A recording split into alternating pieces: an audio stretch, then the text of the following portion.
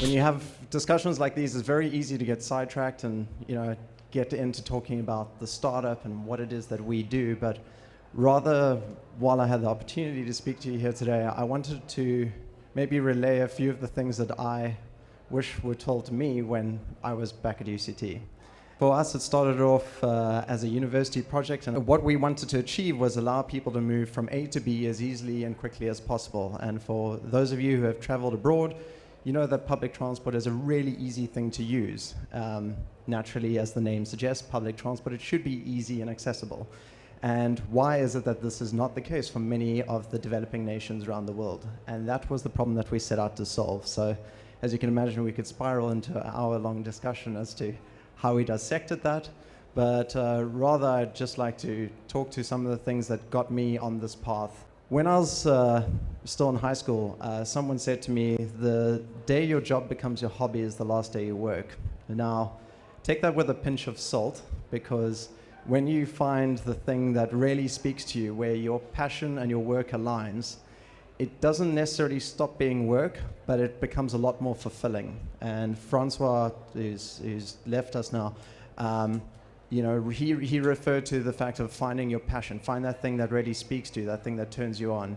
And for many of you who come to university, you come here, you enroll in one or other department or discipline, and you're not really quite sure what you want to do, but you have a rough idea of maybe where you want to function in the world, what you might think your day-to-day task might be, but it doesn't necessarily speak to your passion.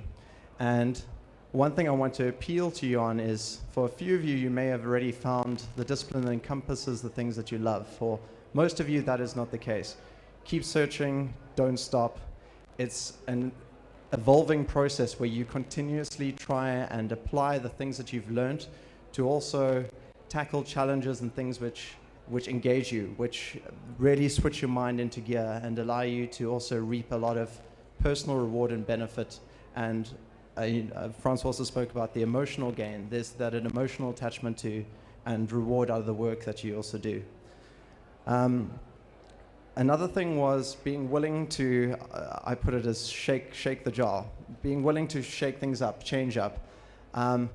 Too often we'll get into a comfort zone of, yes, okay, I'm going to go to my lectures, I'm going to do this thing, I'm going to enroll in that club, I'm going to play this sport, I'll meet with these friends, and we go through the humdrum knowing that that's first year, second year, third year, fourth year, great, now I'm going to go get a job.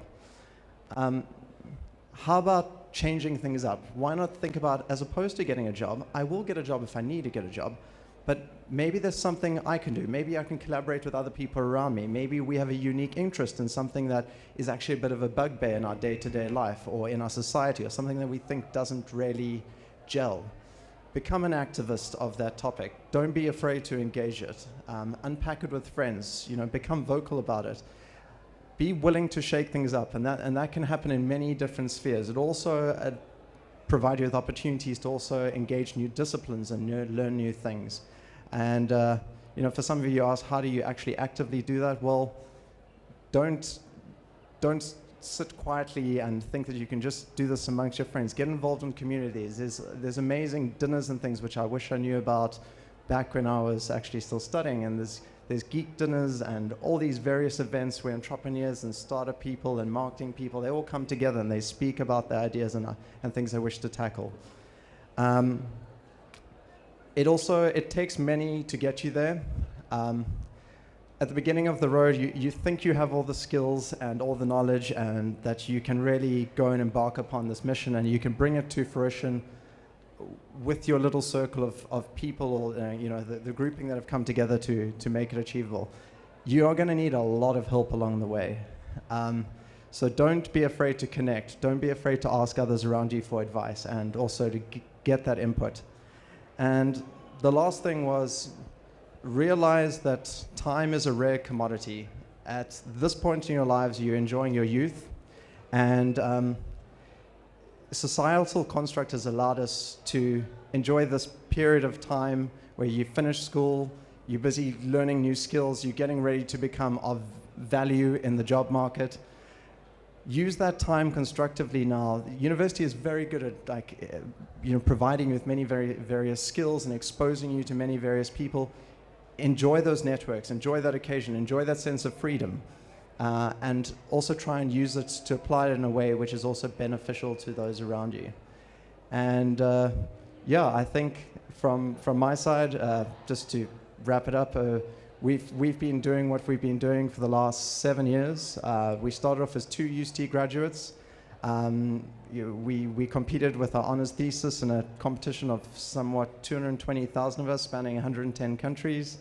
Our work came out as a top 3 world finalist, and like that was a result of passion and putting a bunch of people in a room, working on our desks, sleeping under the desks. That's how we functioned for 9 months. But we had this problem that we really, really wanted to solve.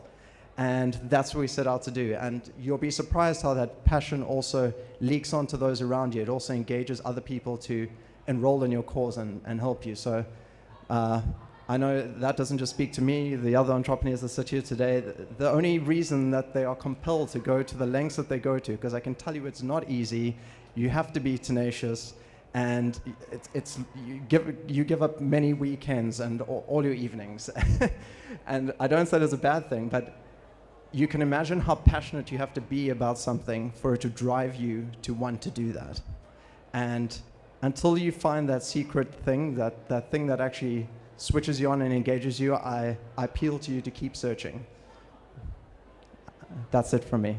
Thanks very much.